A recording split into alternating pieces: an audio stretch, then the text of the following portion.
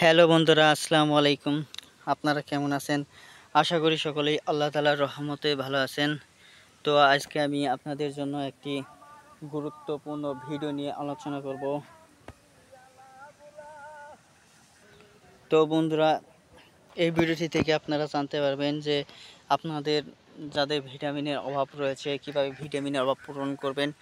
তো বন্ধুরা, আপনারা এও জানতে পারবেন যে বন্ধুরা, এই শাকটি খেলে আপনাদের কি সমস্যা থেকে মুক্তি পেতে পারেন।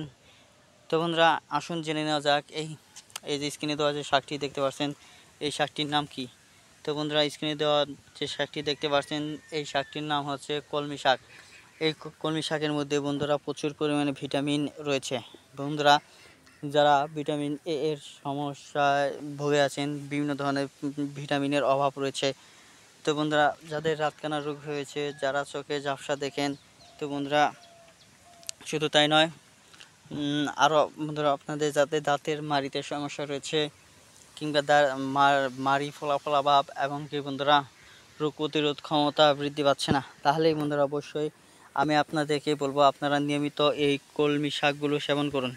তো বন্ধুরা, আপনারা যদি নিয়মিত এই কলমি শাকগুলো সেবন করতে পারেন বন্ধুরা, আপনারা অবশ্যই কিন্তু উপকার পাবেন। তার কারণ হচ্ছে ভদ্র মানুষেরা এই শাকটি প্রচুর পরিমাণে খেয়ে থাকে, কিন্তু বন্ধুরা আমরা এই শাকটি বেশি পরিমাণে পাওয়ার পরও বন্ধুরা উপকার থাকার কারণে আমরা কিন্তু খাচ্ছি না।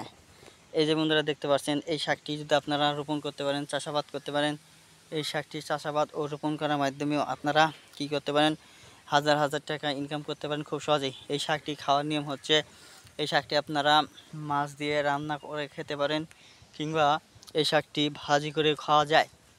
এই শাকটি যদি বন্ধুরা আপনারা সকাল সন্ধ্যায় দুবেলা ভাজি করে খেতে পারেন, অবশ্যই বন্ধুরা আপনাদের ভিটামিন এ এর অভাব পূরণ হবে খুব সহজেই। বন্ধুরা, যারা ভিটামিনের অভাবে ভুগে আছেন অবশ্যই তা থেকে মুক্তি পেতে চাইলে এই শাকটি বিকল্প হিসেবে অন্য কোনো শাক নিন। ধন্যবাদ আপনাদেরকে।